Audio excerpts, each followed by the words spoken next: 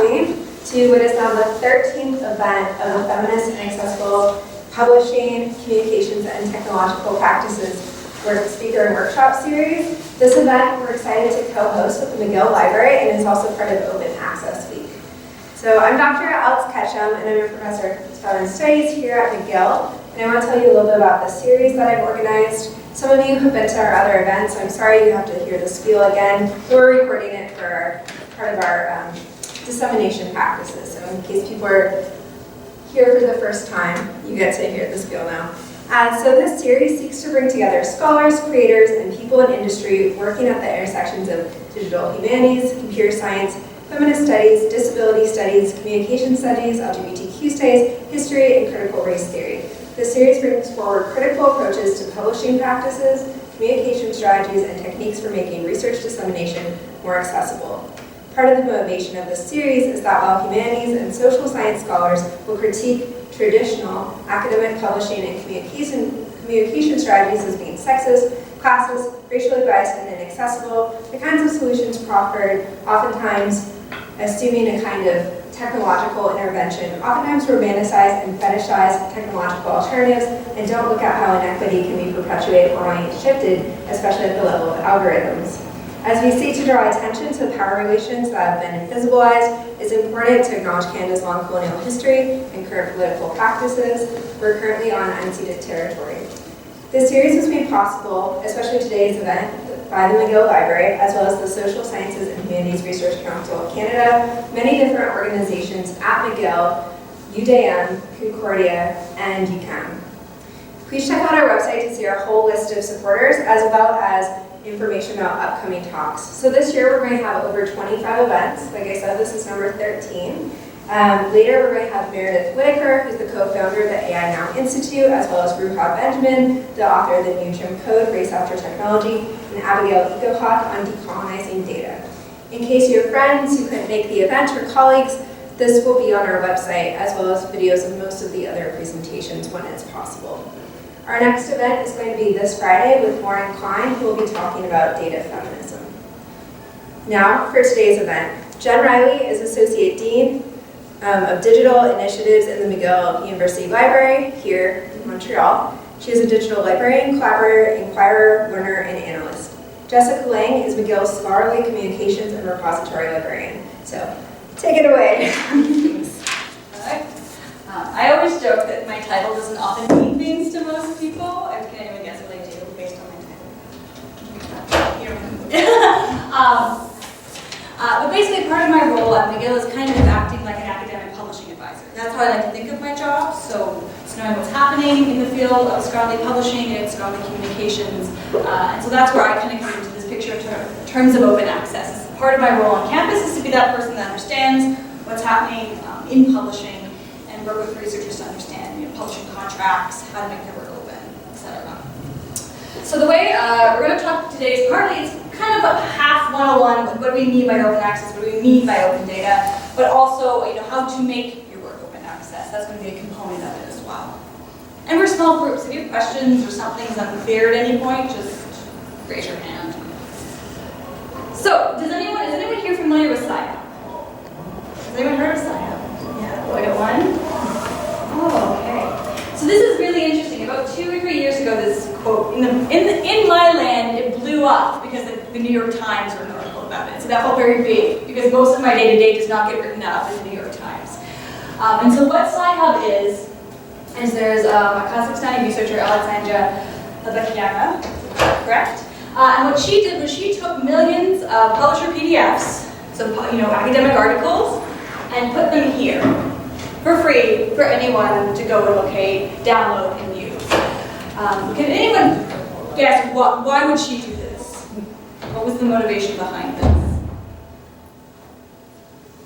She was in Russia and they weren't able to access them otherwise. As part of it, yeah. So it's access. So depending on what institution you're at, how much money your institution has, maybe your institution is a nonprofit, NGO, you're an independent researcher. There's a lot of academic research. If you've ever been off campus and clicked something and it's asked you to pay money, has it ever happened to anyone? Yes. So this was her frustration.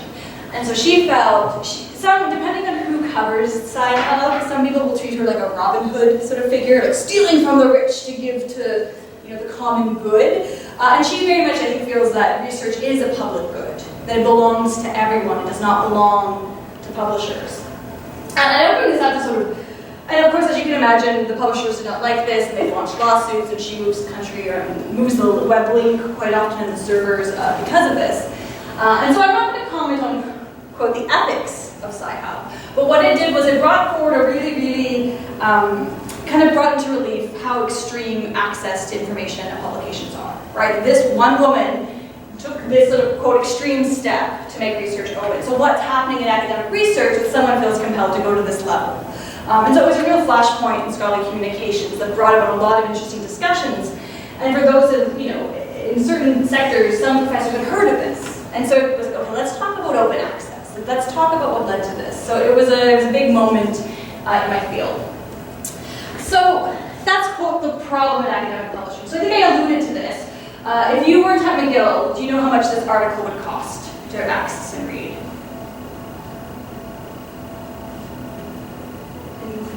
This one's, quote, she might say it's cheap. It's $10. That's a little low end. Okay, what about this one? Higher or lower than 10? You're like, I don't know. It depends on your access. I believe it's $6 if you just want to read it online or rent it for 24 hours or 48 hours. It's $15, I think you can view it and have limited rights, but maybe you can or can't print it. So if you want to be able to print the article and save it as a PDF, it is $38 for this particular article. I think that's in the US as well. And then one more. This is the last Price is Right I'm going to do to you. Any guesses how much this one would cost you? It's Open Access Week, so this one would be $0. This one is published actually in the Journal of Cultural Analytics. Does anyone know Andrew Piper? It's a journal that he's part of this journal. And it's an open access journal, which means that all of its content is freely available for anyone in the world to read. The other journals I'll use the terms open and closed just for simplicity, but the other ones are, quote, closed journals that require subscription access to read. So who's getting paid, right? So yes, go ahead. Sorry, I just have a question. What causes the difference in prices of the publisher or the domain? Like, is it arts versus science or? It's partly, that's a good question. So why was that one $10 and why was the other one $38? It's probably the publisher. So the one that was $10 was run, I think, by like a university press. Some of that was a little bit more non-profit, whereas the $38 one was Wiley, which is a major corporation in academic publishing. And what these prices are based on, we don't know. We don't know they're actually based on what people will pay $38. There's a little bit of a black box in terms of how they estimate how much they would charge for an article. But they're pretty flat across the board. I think it's $38 for almost every article I see at Wiley. It's that cost, whether it's science or humanities. That just seems to be their price point. So it's more publisher by publisher. That's a good question. All right. So who's getting paid? So do you know, are authors getting paid? Now I'm talking about academic articles, we're going to leave books aside for now. Do academic articles, do authors get paid for their work? No, you're not going to make your money, get your Lamborghini writing articles, okay, so no. What about editors? Are editors getting paid? Yeses? Okay, we'll come back, we'll go one by one through them. What about peer reviewers? Okay, there's a hard nose there. All right. The journal publishers. There's a big yes. There. Okay, so now authors don't get paid. We know that. As I said, book publishing is a little bit different. So you might get a small stipend or an honorarium, 10% profits out of that book that might sell 300 copies. But in academic articles, authors do not get any monetary compensation. Editors, it depends. That's why I put it in brackets. In the social sciences and humanities, I highly doubt it. Sometimes in the big, like the Lancet or these very big ones, you may have a paid editorial position, but more often than not, these are done off the sides of people's desks. They might get a small honorarium or in kind, like free conference registration, for example. But once again, you're not going to retire off of being an editor of an academic journal. Sorry to dash everyone's dreams. at this moment. So you were correct, of course, peer reviewers do not make any money. And of course, I'm sure you know where I'm leading, journal publishers do. And so you can kind of start to see, kind of what's leading Alexandra to make SciHub. This sort of feeling of, all the people doing the heavy intellectual content and labor are not being compensated, essentially. And these, multinational mega corporations are. I used to be a business librarian, and another fun fact, oftentimes in a company, about half of your, expenses go to labor. It's generally a decent benchmark, 40 to 50%, depending on your model or your industry, will go to labor. That's gone here, right? Most of the labor is uncompensated. So they actually have higher profit margins than Google, Walmart, Amazon. Because although yes, there are costs in academic publishing, it does cost money to have a website, to have a subscription management system, to run software, and there are some paid positions like copy editors, proofreaders. So I'm not saying that it doesn't cost money to publish. However, the product, quote, is free, right? So related question is, of course, who supports the salaries? Are these people just writing and reviewing for fun on the weekend? No, so typically these are professors, often, not always, sometimes they might be a researcher at a government organization, but more often than not, the salaries are coming from public funds, right? And so it sort of adds another layer, right, okay, so implicitly the public is paying for these salaries, and yet companies are making a lot of money and profit off of this scholarship. And then finally, of course, who pays for access to these journals?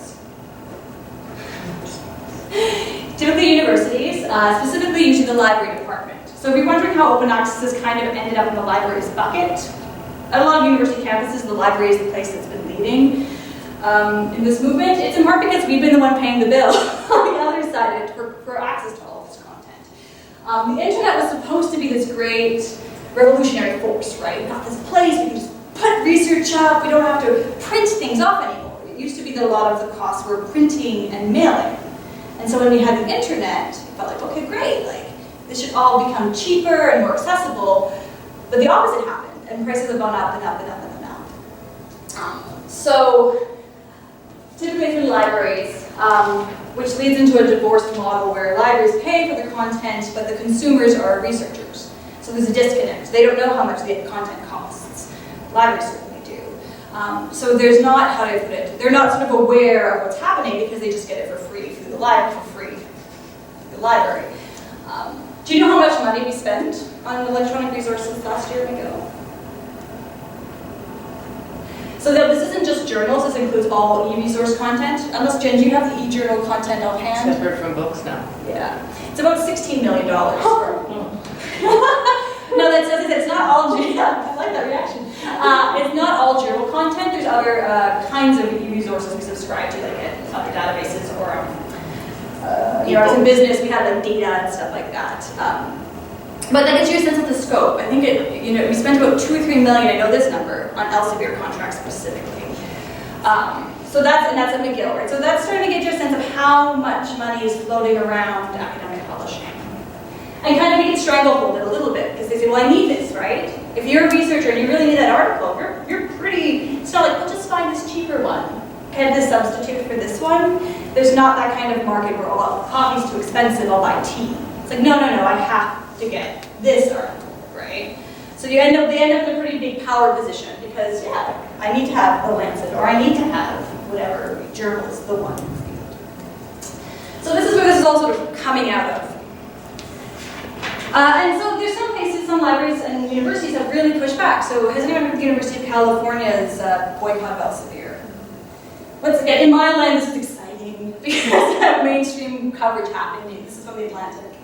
So the University of California system said, you know what, we're done with this. They wanted to integrate more open access criteria into their publishing contracts, or not publishing, their licensing contracts with Elsevier. So the idea being that if a U of C author published with Elsevier, it would be made open, for example, and they wanted to kind of combine those prices into their cost of the journal subscription.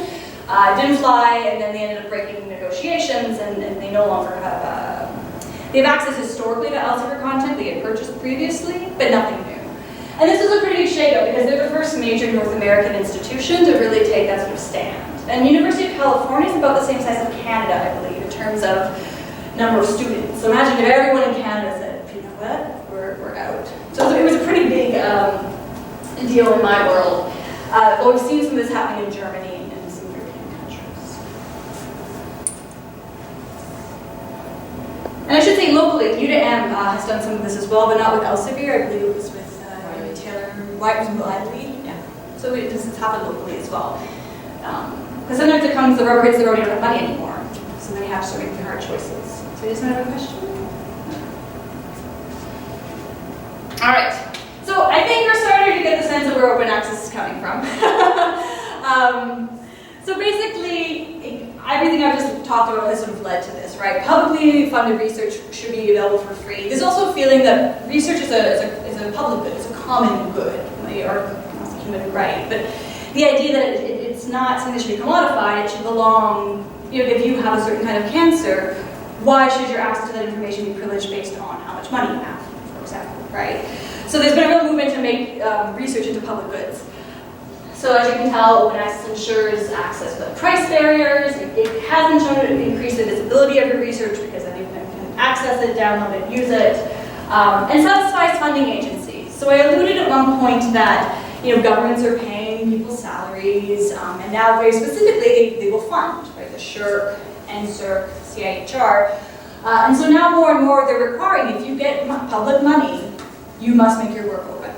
So if you get an FRQ, a SSHRC, then you have to make the results of your work open access. Articles, they don't apply to books. And we've seen that in Europe, UK, United States, it's sort of everyone's doing it at this point. And you shouldn't be surprised that we've really sort of seen open access proliferating, right? So more and more, we're kind of at the beginning of the trend. Before I was talking to Alexandra about my job. My job would have been really hard about 10 years ago, when not as many people were publishing open access, there wasn't funding mandates, it wasn't as talked about. And so coming at people's doors and be like, publish open access was actually kind of a rough job. And I've had some more difficult conversations, but more and more now it's sort of accepted that that's kind of the way things are going. Yeah. When you say publish open access, do you mean that researcher decides to put it online for free, or do you mean that they go through their publisher and merge it? It's a good question, yes. This is open access is kind of loose. It's not like open access journals. It might be a combination of open access journals, open repositories, and other means to disseminate openly. But yeah, that's good clarification. I think only maybe 30% is published purely open, if that makes sense, like in an open journal. But the idea, I mean, this might be a little, who knows, you might do 100%, we'll just keep going. But the idea is that generally, though, we are seeing more people talking about it, having an interest in it. I get way more questions about it. Every week someone says, how do I make my work open? Or can you look at this journal's policies for me? And even 2 or 3 years ago, that seemed to be less of a conversation. So as I was sort of alluding to, in Canada and Quebec, to get one of these grants, you have to make it open within 12 months. That's sort of the line. Now, some people, the harder core activists, like, it's got to be immediately, like 12 months is too long. And then some researchers say, well, come on, 3 or 4 years should be fine. And so 12 months is sort of a compromise, if you wonder why we ended up with 12 months. In the United States, it's around that, I think, for their national funding agencies. In Europe, there's a push to make it immediate. I think you see them in the UK. But anyway, so it's sort of a compromise. So, and also, I should note, so if you get an FRQ student award, it actually applies to student awards too. Not SSHRC doesn't, so if you have a SSHRC graduate award, it doesn't apply. If you have a SSHRC like research award, it does. But for FRQ, it's interesting. It's for both the research awards and for the student awards, which is sort of interesting. So I've already had one FRQ recipient really come to me and say, how do you do that? And you can see the timeline too, right? So CIHR, which is the health agency, started in 2008. Then SSHRC and NSERC came along in 2015. Then we saw FRQs come out in 2019. So you can see this movement. I thought this was worthwhile. Now, I'm not a feminist scholar, so hopefully I don't mangle this too terribly. But there is a connection between open access and feminism. This is a really interesting article. It feel like an interesting deep dive into copyright and feminism. But basically the idea is that Copyright is very much an individual, your liberal privileging rights and corporations and profits. So the individual keeping of the money bags, basically, to the open good of the common, right? So collaborative efforts, discursive dialogue. So there's connections to feminism in the sense of, open communication and collaboration via the, this is my property rights sort of legal framework seem to exist in. So that's, does that sound terrible? If anything you want to add on that topic, I apologize for mangling that a little bit. But I think there are connections, and you were talking at the start about equity of knowledge and accessibility of knowledge, and open access ties into that as well, right? So digital locks. The early movement in open access, there's splinter groups. But the early movement wasn't just about putting a PDF online, it was also making sure that all of its reuse rights, it was completely almost copyright free. So you could do anything, literally anything with that article. You could translate it, you could sell it, you could do data analysis on it. We've kind of made compromises now where, okay, it can be online, but maybe it's still under copyright. But you'll still find within the open access movement this push for, no, when we mean open, we mean open. Like it's beyond, not under copyright, anyone can do whatever they want with it. So that's just a bit of a side note. Anything you want to add to that, Jen? No. She found the article for me. So I mean, I guess I do. From our perspective, it's very much a social justice issue. So you can see the social justice theme here. Yeah. Okay, so now, what doesn't it cost money?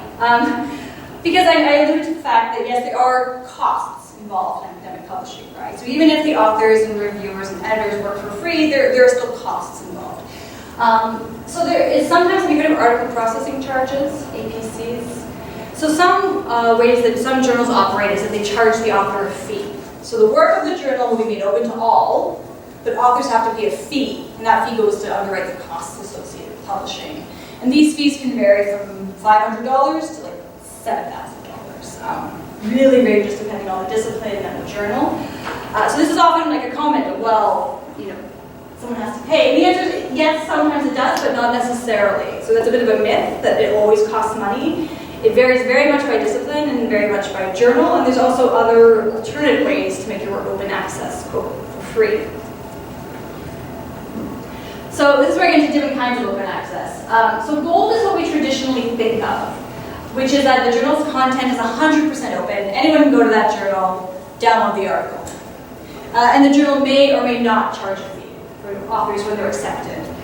So these are examples: Cultural Anthropology, Glossa, which is a linguistics journal, Canadian Journal of Sociology. There's many others you may have come across. These are just 3 examples. Oh yeah, English Studies in Canada. Yeah. So this is what it would look like. You go to the website, it doesn't matter if you're at McGill, boom, the PDF is yours.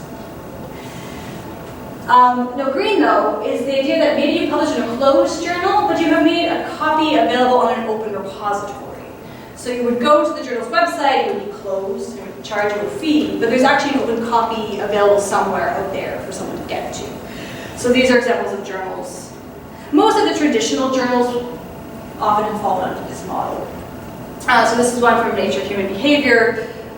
Our friend Rent or Buy for $8.99. If you're curious, this gives the cloud access. Yeah. But this same article you could actually get for free on Archive, which is an open repository, because these authors have elected to deposit it with Archive. So that's really, and this wouldn't cost them any money. I don't talk about, don't publishers know this? Why would they allow this? And I think it's in part because people don't realize that A, they can do it, and B, they don't know, it's sort of disaggregated, right? So these open journals, yeah, it's on Archive, but then there's some on PubMed Central, and then there's some on McGill's Scholarship. So sometimes it's actually hard to find them in one central place. There are places working towards that. There's a browser extension called Paywall. And basically when you're on an article, it tries to search across a bunch of these repositories to find out, is there an open copy? Also, if you're in Google Scholar, if you click, have you seen it says view all versions, see all versions? Click see all versions. Google Scholar will by default put the publisher's version at the top because it's the most linked to and cited. When you click view all versions, then you should see some of the other copies that are out there. So that's sort of another tip for locating open content. And I think it's, again, 40%, 45% of articles might be found via this mechanism. So it's not foolproof. And of course, so McGill has an open access repository called eScholarship. That's also part of my portfolio that I sort of look after. Is it's sort of like a digital archive. So, and is anyone here a PhD student or has done a master's or dissertation? So that's where your dissertations end up as well. Is in McGill eScholarship. So anyone in the world can access it. Releases visibility. It also satisfies open access mandates of funding agencies in Spain and McGill. The biggest selling point I think we have is long-term access. Like, sure, your website's great. You pay your hosting fees indefinitely, maybe not. But we're a library with a lot of support, so we're going to be around. And wouldn't it be nice to provide a link on your LinkedIn profile, your CV, or your webpage that goes to content that is someone can click on and view, right? So are you guys familiar with with ResearchGate and academia? Yeah. So what's the answer to this question? Would they be considered open access repositories?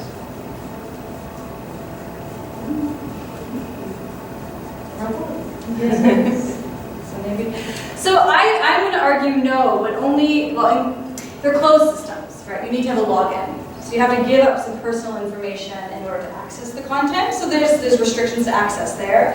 Additionally, I think we live through the internet age. These may or may not be here in 5 years, right? So even if you upload all of your content to ResearchGate in 3 or 4 years, maybe the venture capital money runs out and it goes away. Where's the content gone? Which isn't to say not to necessarily use these platforms, but that's not what they're good at. They're not good at long-term preservation and access. They're good at social networking, because that's what they are. All right, so I'm going to just do quickly a rundown of open access myths, and then I believe we get to go into Jenn's open data component. So these are sort of, often when we talk about, I should have asked you if you had anything you'd heard bad about open access. Has anyone heard anything bad about open access? Yeah. It probably falls into one of these categories, right? Like they're bad publications, they produce poor quality, it always costs money to publish. Yeah, I think the poor quality was in the earlier days, but you will often find researchers of a certain generation who still quite strongly feel that. When you say open access, well, why don't I just burn my paper? It's terrible quality. Those are terrible publications. That's not the case, but that was a very early opinion of open access journals.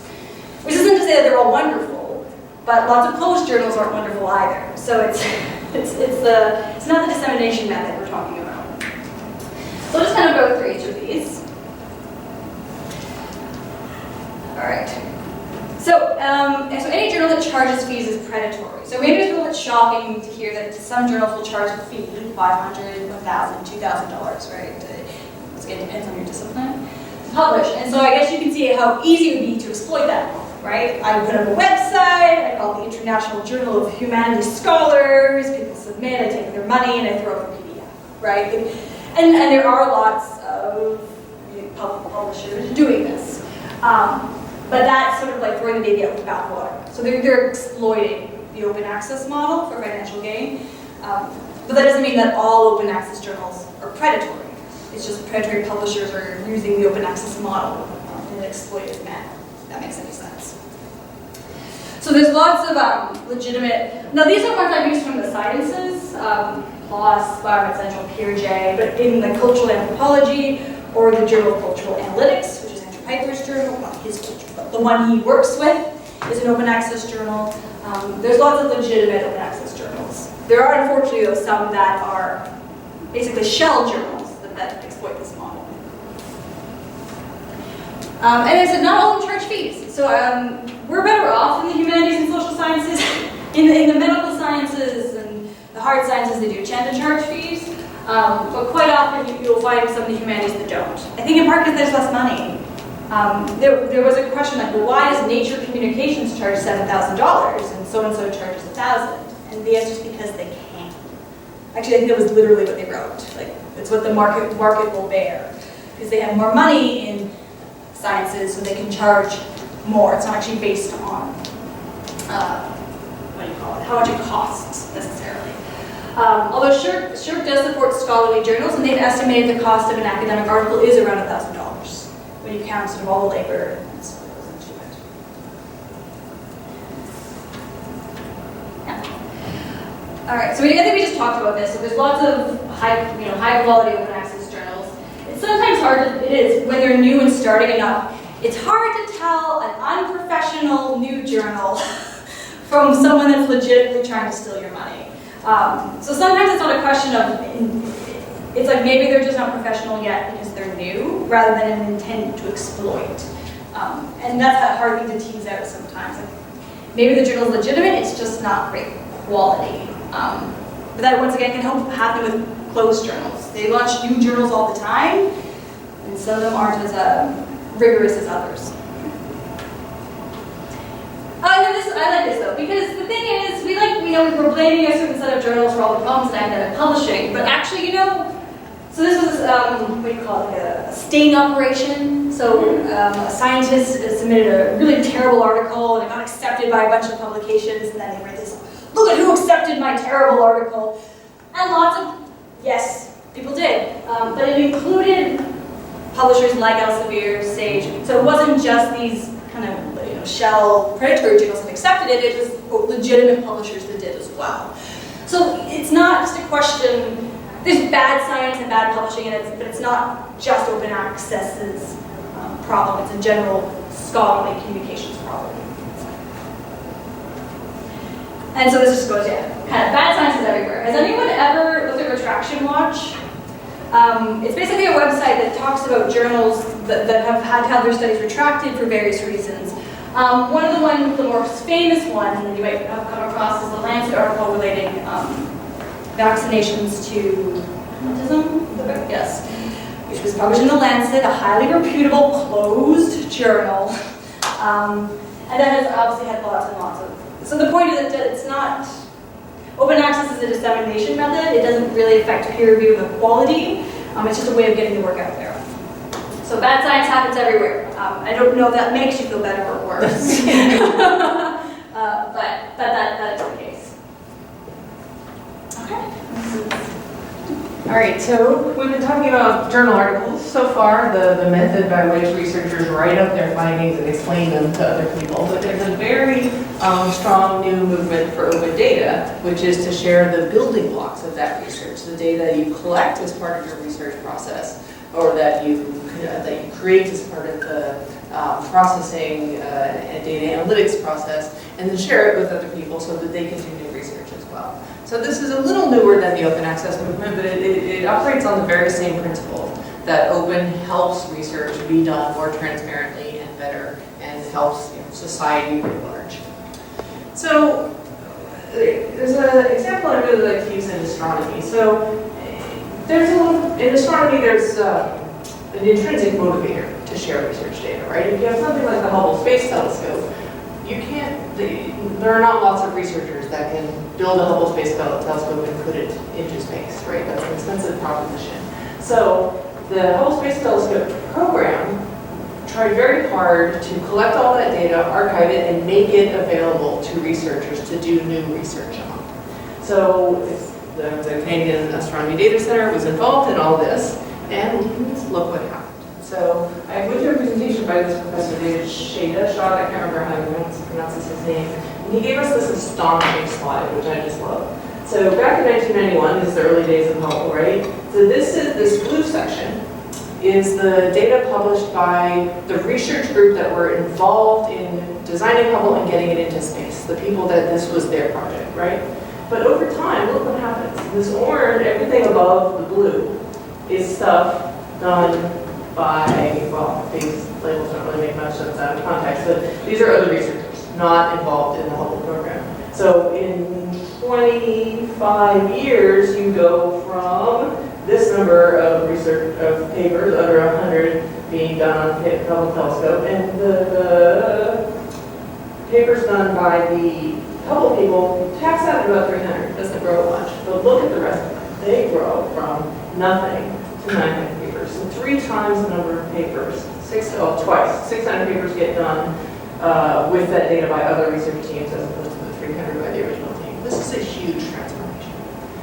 And when I was at the talk by this guy, people were saying, well, of course, data is hard to get, it's astronomy, that doesn't necessarily translate to other disciplines. And he said, even though the data is hard to get, this was a major cultural transformation in this discipline. It took a lot of work by this discipline to actually get to this point.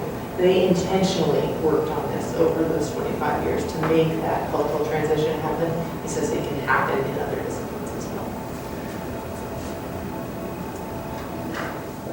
So we start to see different, it's kind of mostly coming out of the sciences, and health data especially, for disciplines to really start pushing for their disciplines to have open data. So one set of principles that's come out of the research environment is a set of, they're called FAIR guidelines. And this says that all data generated as part of the research process should be findable. Someone else can locate it and then start to use it.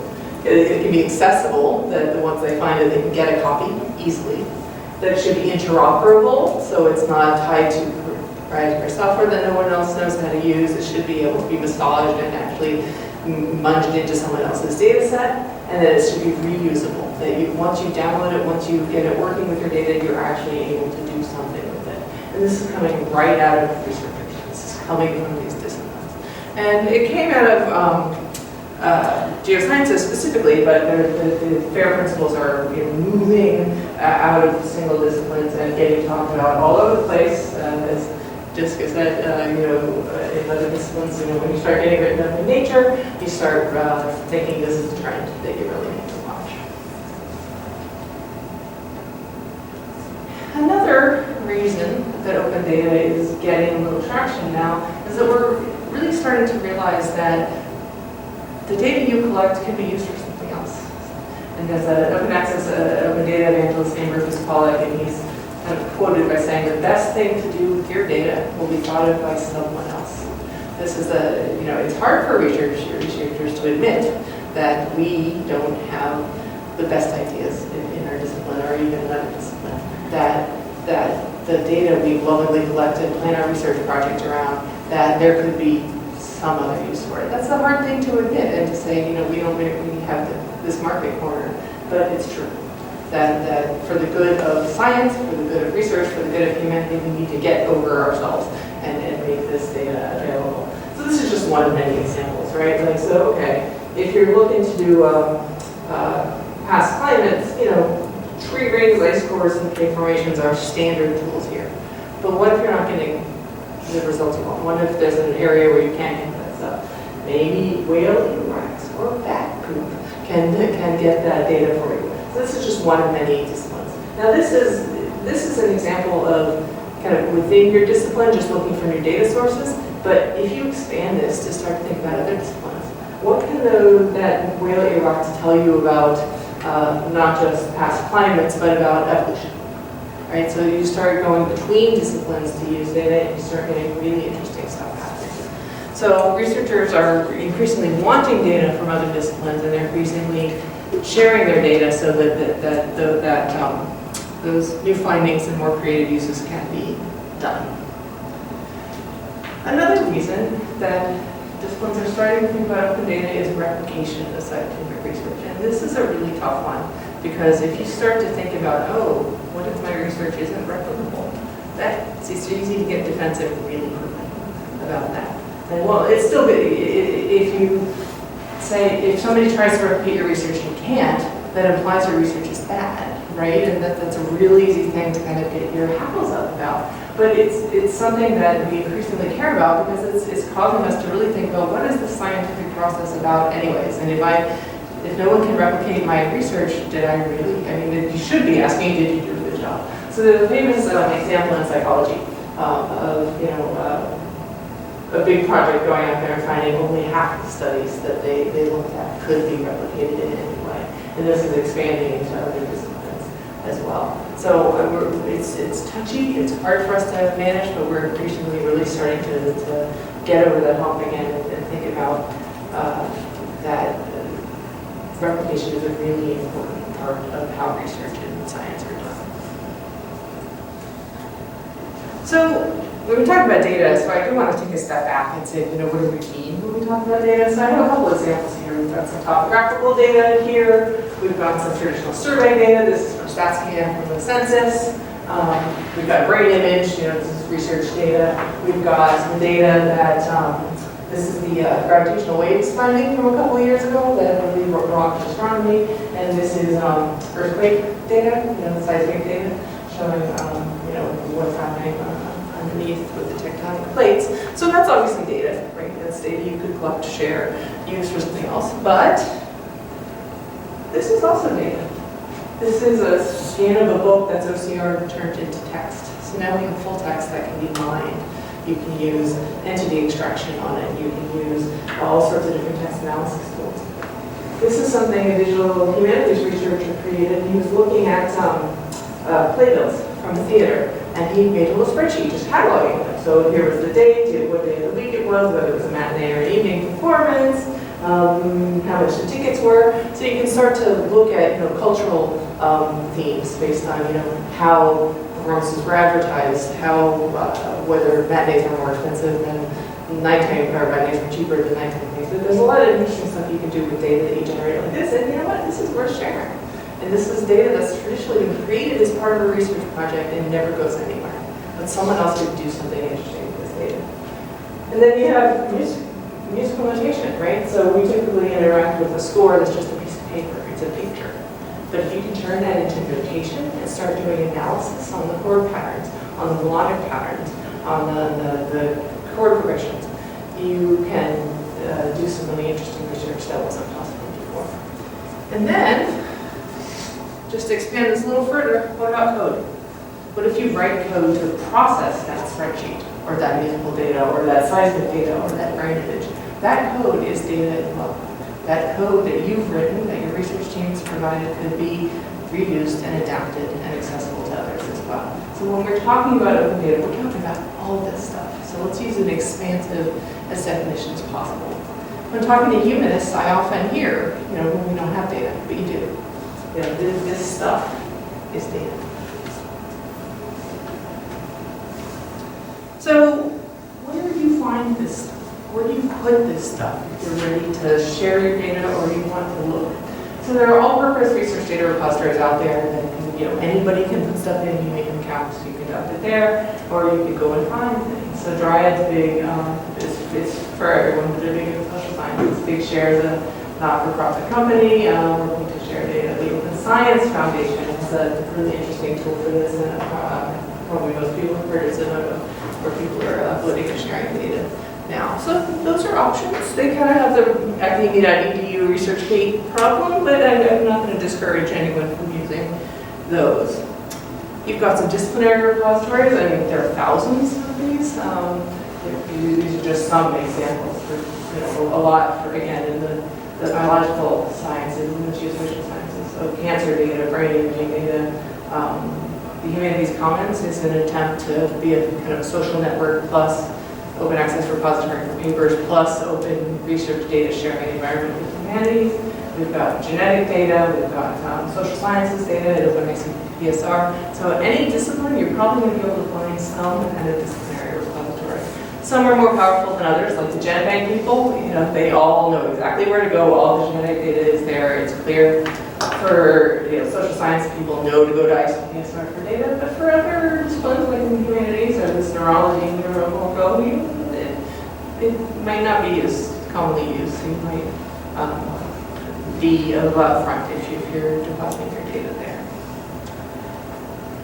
And then we get to things like, this is the equivalent to e-scholarship here at McGill for journal articles. So in Canada, we're doing some work to make a technological infrastructure nationally to save research data and keep it for the future. So Scholars Portal, which is a consortium of Ontario universities, has long had a piece of software, an implementation of a piece of software called Dataverse. Dataverse is open source software which is designed for hosting and preserving research data. Started out in social sciences, but it can be used for any kind of data. And they've hosted this for Ontario universities for a long time. And they're expanding right now to host for universities throughout Canada. So we have an instance of Dataverse for McGill set up. It's not public yet, so if you want to publish your data, get in touch with me. I can get you set up as a pilot tester, which we're going to be getting it set up this semester. So Scholar Dataverse, it's really for small, medium, and the small half of big data. So, any given file, 2 terabytes or less. Say, your research project can be as big as you want. But if you've got did I say 2 terabytes? I meant 2 gigabytes. Wait, yes, 2 gigabytes. I meant 2 gigabytes. So if your individual data files are 2 gigabytes or less, Dataverse is a good place for you. You can describe your data, publish it, make it available to people. If you're dealing with larger data sets, then you probably want to go to Canada's FERDR service, Federated Research Data Repository. This is it's a collaboration between Compute Canada and the research libraries in Canada, and we're collaborating on both of these at the same time. This is for FERDR has 2 purposes. It federates the different repositories in Canada, so it looks at all of them and pulls the metadata in and provides a single searching interface so that you can find the Canadian data no matter which repository in Canada it's in. But it also is a place to put your big data. Okay, so it doesn't use regular file select upload procedures, but it uses the Compute Canada high-speed network backbone within the country to move big files around and keep them. So these are 2 very institutionally backed solutions, and there's government money from starting to come into this now as well. So there are Canada-wide really supported research data repositories coming out. So they're safe places, but they're not discipline specific. So if your discipline is one that uses a repository where everybody goes, I would say go there, by all means. If your discipline doesn't have that, these are pretty good choices for you. So far, so, yeah. I'm wondering, what are the advantages and disadvantages of setting up your own archive versus using these repositories? So we'll get to better requirements in a minute, but so the comment that Jessica made for journal articles, it's the same for data, right? So if somebody's requiring you to archive your data, they're not necessarily going to trust that your own website is going to preserve it over time. Because you take that responsibility for yourself. What happens after, what happens in 50 years. You get more control, it's easier. Your website is probably not going to get as much traffic as any of these repositories. Hopefully Google will find it. So there's no reason you can't do both. If you're familiar with the linked data idea, the idea behind linked data is do something, make something available even if you can't do it perfectly right away. If all you have time for in your research and money for is to put it on your research group's website, that's better than nothing. If you have time to do a little more work, filling in the boxes to describe this to get it preserved, that's better. But again, no reason can't do that. So you've probably been, if you're anything like me, the whole time I've been talking, you've been thinking, but I can't do that. There are reasons I can't share my data, and there are absolutely reasons you can't share your data. I think what we're trying to do is we're trying to get to a point where we can say, okay, there's some real issues going on here, I'll talk in a minute, but what can we do? Despite these issues, what are we able to do? So if you're doing research with human subjects, you have to go through those research ethics board, and you and the board should obviously have some concerns about putting data out there publicly that's about people, right? People have rights and privacy rights. So you have to think very carefully about what data you can share. And if you get very raw data and then you process it and start to anonymize it, that you can maybe share the anonymized data. You think about what, if you have a processing queue in your research project, which state of the data is appropriate for sharing that doesn't cause any problem. You don't want any personally identifiable information in there. And you need to think carefully. Even if you take out the personally identifiable information, but leave, the guild department, faculty rank, and even guild department and faculty rank, you can probably identify a lot of people just from those 2 data elements, right? So you need to think about, even if you de-identified it, could it be re-identified? There are legal privacy constraints, so around health data especially, is there stuff that really can't be shared legally. Contractual obligations. Maybe you're doing work on data that you got from StatsCan or some other place that gave you the data under the contractual obligation that you couldn't share it in that form. But what form could you share it in? Or could you share the code you use to operate on that data even if you can't share the data itself? Just start to think about creative ways about what you can share given these constraints. If you are getting data that's copyrighted by someone else, that you can't reshare that. So for example, we offer a lot of our Gale and ProQuest databases here have the option to do text mining on them. We can provide you that. But you can't turn around and share the raw text you downloaded from Gale or ProQuest as part of your research data. That's a contractual obligation that prevents you from doing that. But again, you can share your code. You can share a processed version. If you're doing entity extraction, you can share the entities you've extracted from each page. Those sorts of things. You got to really think about what those contractual obligations and copyright means for your data. And then anytime you start dealing with indigenous communities and indigenous ownership of their own culture as they respond to the colonialism that's happened in Canada, there's some tricky issues here. So anytime you're dealing with indigenous data, you really need to be working with that community to see and let them drive what data is getting shared under what circumstances. So hopefully you're not reaching the end of the project without having that kind of consultation. So even the most extreme open data people recognize that there are some barriers and some complications here. And what we're trying to do is we're trying to get to the place where we can recognize these things but still go forward. And I think there really are ways to do that. So everything we've talked about so far has been coming from the discipline themselves, coming from the researchers. But this is happening from the other side as well, just like for journal articles. So there are certain cultures, and here are a few examples on the upper left side of this divide. These are cultures that require any journal article that's published by these publishers has to put your data in supporting the paper in an open access repository for all of their journals. That's just part of their requirements. Down on the right, you have bigger publishers, commercial publishers like Sage and Wiley that for some journals, but not all, they have this policy. So if you're going to publish in one of those, one of the titles within Sage and Wiley's requirement or anything in this quadrant here, you have to post your data publicly accessible before your article will be published. The publishers are pushing this. Now, the commercial publishers are pushing this so that they can sell data archiving the services. So that's a separate issue, but they're looking at that as a new model for moving forward. Now that open access to journal articles is taking off. But we're also seeing this happening in funder mandates. So on the left side of the screen, we have funders who have mandates in place. If you get a National Science Foundation grant, if you go to the Gates Foundation, if you go with the Wellcome Trust in the UK, your grant is going to come with a requirement to make your data available and accessible and to have a data management plan. Now again, it's not saying necessarily the raw data or the personal data, it's saying some reasonable version of it that makes sense given the research you're doing.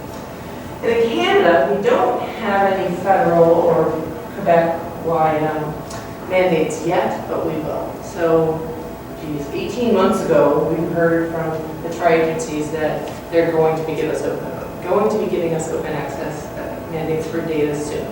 So what we expect to hear from them, maybe before the end of this year, they keep putting the deadline on. We expect them to give us a deadline in the next couple of years for having an institutional strategy in place so that McGill has something to tell our researchers, these systems we have in place, this is where we're storing your data, this is how we're helping you understand these privacy and ethical issues, this is what we're doing to help you. They're going to have a later deadline for research proposals requiring a data management plan. That is part of your funding application. You're going to have to say what data you're collecting, in what form, how you're going to make it available, where you're going to make that available, is that going to cost money, how are you going to address the privacy and ethical issues, etc. And then finally, the third part of the mandate, which will be rolled out over time, will be to actually make your data accessible to the extent feasible, given privacy and ethical. So this is coming. It's coming from both sides, and we're really starting to see movement here. It's starting to catch up with access, I think. So I'm going to turn it back over to Jessica to talk about copyright and intellectual property. next. So this is just sort of the last piece of the presentation, which is, so we've talked about open access, we've talked about open data, and so maybe you're thinking, yeah, okay, I can work open. I don't have $1,000 or $7,000. So Jessica, tell me about this free option you alluded to earlier. So I'm hoping what you were thinking. So basically, let's do some true or false. So once you publish, you can post your article to a website or repository.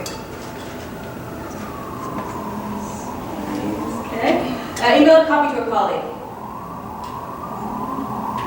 Include figures from your article in other publications. And share your article on social media. So the answer to all these is basically maybe. Like, it depends on the publisher. Now, there's some hard and fast no's. So when I say in social media, sure, you can share a Twitter link. Links are easy. Can you post that final PDF on ResearchGate? More often than not, no. They don't want you sharing your final PDF on ResearchGate or academia.edu. And in some cases, they've issued what we call takedowns. So legal notices saying you're in breach of copyright, take it down. Email is typically not too bad, but this bothers a lot of people because they've made a figure, a graph, a chart that's really important, right? And they need to reuse somewhere else. And then they found, oh wait, I don't have the copyright to my figure anymore. I have to now either request permission or pay for permissions to reuse my own graph or chart in another publication, which is real. And this, of course, also varies. It depends on the publisher. So let's go a little bit more into it. I know you're really excited about learning about copyright on a Monday afternoon. I won't go too much into the detail, but what I want to just talk about really what do we mean by copyright. And basically, copyright is a bundle of rights. So you think about most publisher agreements, what happens is you basically just give it over. You sign literally what's called a copyright transfer agreement. So you transfer all your rights over to the publisher. Now, sometimes, this is a pizza, if you're wondering. Copyright is actually a bundle of rights. So it's the right to translate, it's the right to sell commercially, it's the right to reproduce, to publish. So there's actually a bunch of sub-rights within copyright. So sometimes what will happen is you'll give only, say, a piece of it over, and you might retain some of the rights. Or what happens is you give them the whole piece of pizza, and then they say, here's your slice back. That also happens too. That's called licensing. Anyway, that's my fun explanation of copyright and licensing. But that's important to understand. So basically, literally, you sign over the intellectual rights over, in most cases, to journal articles. Now, not always, but it depends. So what sometimes people want to know is, well, how do I know my rights beforehand? Or I'm hoping you're wondering this, because basically, the worst time to ask yourself these questions is when you have had your article accepted. Well, you've got no choice, basically, but at that moment to sign and send it in, unless you want to re-go through peer review, et cetera, et cetera. That's what I'm assuming. So you want to do this ahead of time, basically. What I tell most researchers, I'm not saying you have to publish in a certain place, but if you've got 2 or 3 journals that are all equal otherwise, pick the one that lets you do the most with your research, right? Pick the one that lets you post it on an institutional repository, or let you email 70 copies to colleagues, or what have you. So a really good website to go to is called Sherpa Romeo. And basically you just type in the journal's name, and it'll tell you what you're allowed to do in terms of archiving. So are you allowed to post it to a repository? Which version, I'll get into the versions shortly, can you post to a repository? So if you've got 3 journals, just do a quick check there and see how they compare. Oh yeah, you can share it at a repository in 3 years. That happens sometimes too. Otherwise, the publisher website will usually have it buried in some terrible place under one of these many sections. Could be under copyright, author guidelines, author services. I'm basically a wizard at this now, but when I was first starting, I was like, where does Elsevier keep this information? And it's there, but it's not easy always to find. So that's just what Sherpa Romeo looks like. Yeah, it looks like it's from 1990, but forgive it. It's a non-profit that does great work. Your computer will not be hacked when you go to the. But usually you have lots of rights for this one in the middle.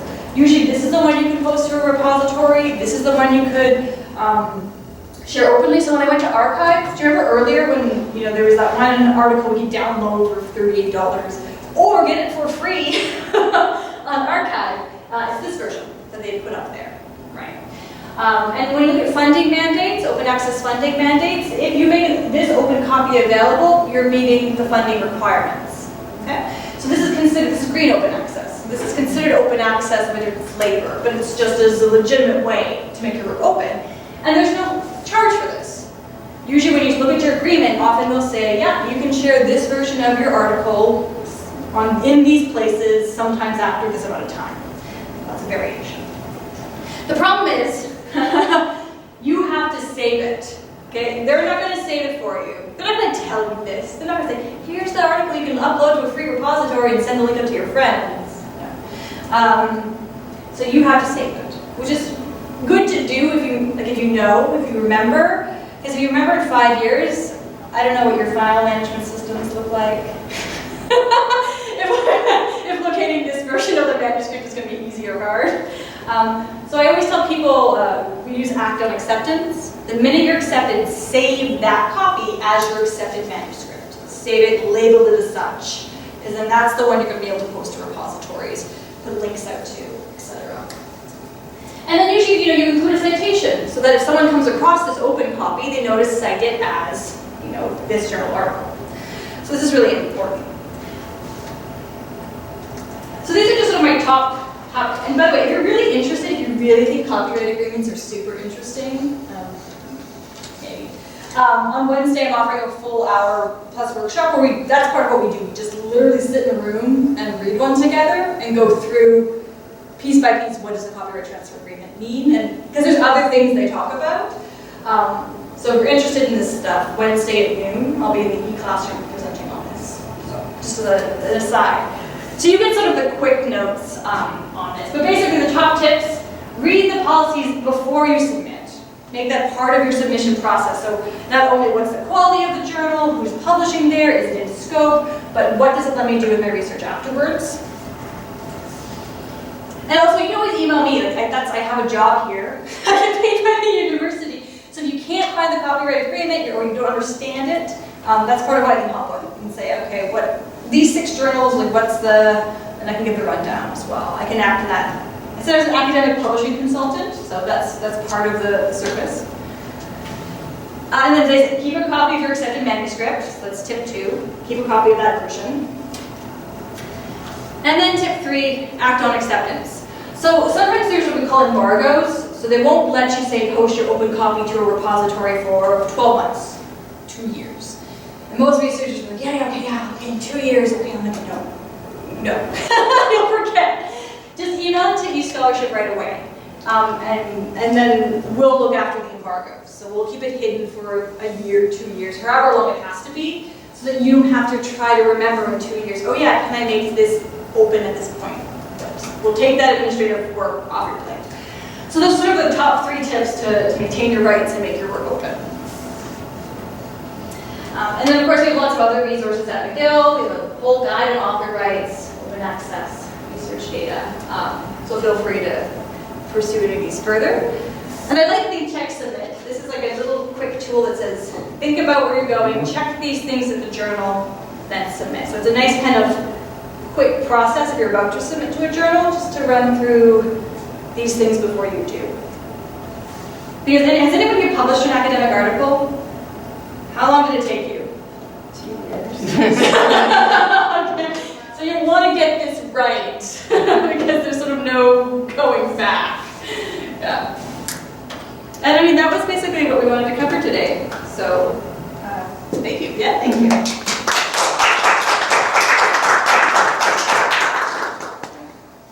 Question.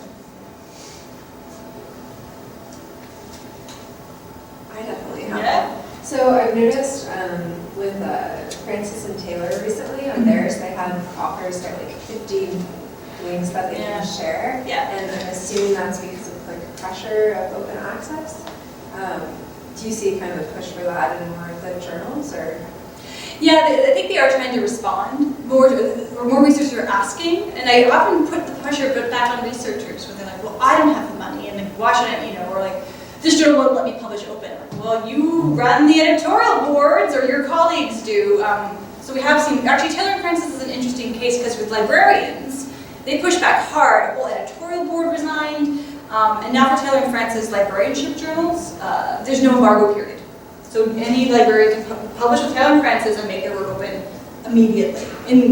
So you don't see that in all the other ones, but that was a case of kind of community-led activism in their case that resulted in publisher change.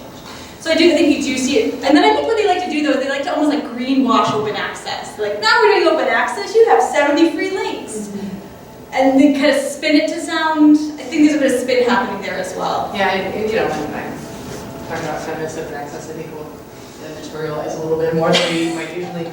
You know, so a publisher will do that, you know, here's your 15 free things to hand out. It's the modern equivalent of sending you that stack of 10 paper versions that you can hand out, right? But that doesn't meet the funder mandate at all. But what they set up this process to try to reduce the demand for open access so that they can keep their economic model, right? I mean, they're trying to reduce the impact of open access on their economic model, and you know, it's not working, right? I mean, and then what they're doing is to set up that technical infrastructure. They're spending more money, which increases their cost, right? And we don't want to increase the cost of scholarly publishing. You know, the whole money they spend on infrastructure to close access to people and only let certain people in. You know, this university has access to these journals, but not these journals. This university has access to a different set of journals. That's all expensive technical infrastructure that would not be needed in a full open access world. So when you think about the real costs of publishing right now, a lot of what these publishers are doing, and I'm really editorializing here, a lot of what these publishers are doing are things that are not necessary. They have booths at library conferences where they try to get us to subscribe to their products. They take us out to dinner and give us wine when they're in town. You know, I mean, like, these are costs that are not intrinsic, but they're necessary because they're for-profit businesses. So we could reduce the overall cost if we moved to a different system. So if you publish in an open access journal and you don't surrender your copyright as part of the publication process, are you able to publish that paper in another journal? Usually not, because most journals won't accept something that's already been published. Right, yeah, but like it'd be sort of theory if you could find someone that would. But it would be nice if maybe an edited volume, right? Somehow, you know, so there'd be other potential options like that. Yeah. So you have the right. It's just whether or not they would be willing to do that. Yeah. But it's nice because then you can post it on your website. You can just send it out to everyone. There's a real freeing moment when you're like, wait, this is mine. I'm just gonna do whatever I want with it and not worry. Oh, my, stepping outside of legal. Especially if you have images or, there's a really interesting case from the faculty of management. Nancy Adler, professor, she paints. And so she included painting images in one of her articles.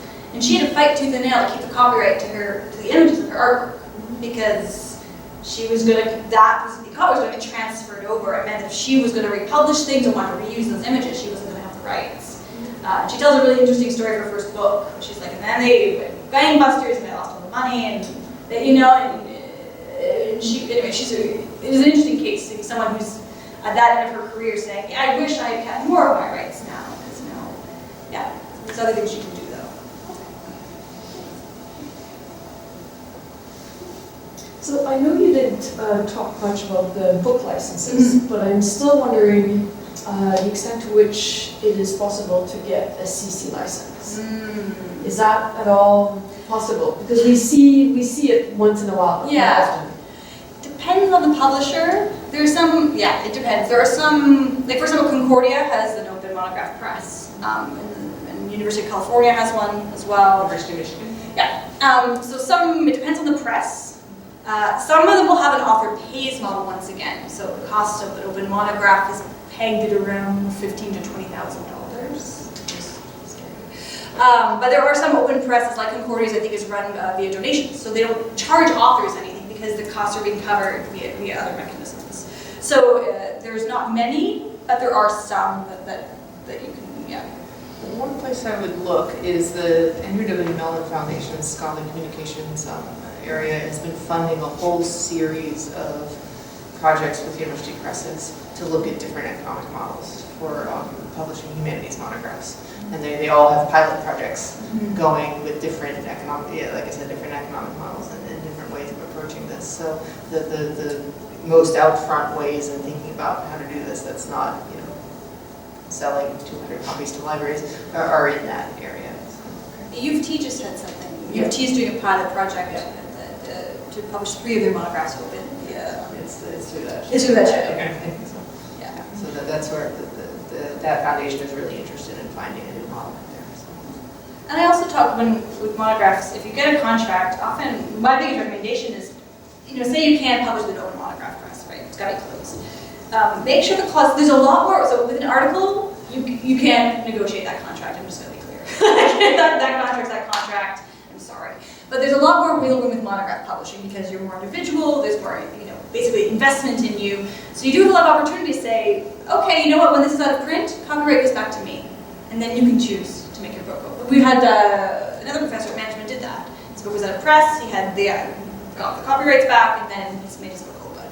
So there's some things you can kind of side, if it can't be published open, there are some other options you can explore to maybe make it open at some point.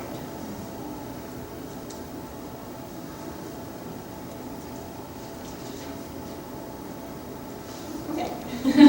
Can you explain gold versus green open access? Yeah. So the gold is when the journal's fully open, right? So you go to that website, all its content is open. Green is the journal's closed, and then the authors elect to make a copy available on an open repository elsewhere. So it'll be hit or miss, right? Whether or not all that journal's content can be found open elsewhere will be very much an author's individual choice and level, which is why they haven't been threatened by it, because most authors don't know they can do that. And if they do know, they're in a bunch of different places. So does that... Yeah, but often you have to pay for the gold standard. Yes, exactly. It depends on the journal. So sometimes to publish in the open access journal, you have to pay a fee to basically cover the costs and put it out there. Whereas with the green model, you never pay. There's an interesting debate going on in libraries about the gold model. So, especially in the UK, they're really pushing this gold model. They're really pushing this idea of, well, let's flip everything. It's called Plan S. And so, instead of paying for licenses to read, let's flip to pay for publishing. But there are very real questions about whether pay to access versus a pay to publish. Is pay to publish really any better socially than pay to read? I have an answer to that question, but it's a personal opinion. And the University of California that recently broke off their negotiations with Elsevier is going heavily with this pay to publish model. But they did a study in economists on the team that said if we were to flip the whole system, like if I had a magic wand and everybody's contracts could be pay to publish, handled through university libraries again, the same infrastructure, pay to publish versus pay to read, the whole system doesn't cost any less. The burden shifts a little more heavily towards the bigger institutions in that model, but it doesn't actually save money. So with McGill, so many institutions over the past 10 years have had an open access fund managed by the library where they take some of their collections budget and they say, okay, researchers come to us and we'll pay that $3,000 fee. More and more institutions are getting rid of those because investing in this gold author pay model is not going to save any money in the long term. And that's not where we don't want to invest our money in alternative models that aren't where we want to go. So we have never had that kind of fund here, and we have no intention of doing it because it doesn't help us get where we need to be. Basically, we're in the snow globe moment. Like, it's really hard to know. Like, everything's just being shook, and we don't really know where everything's gonna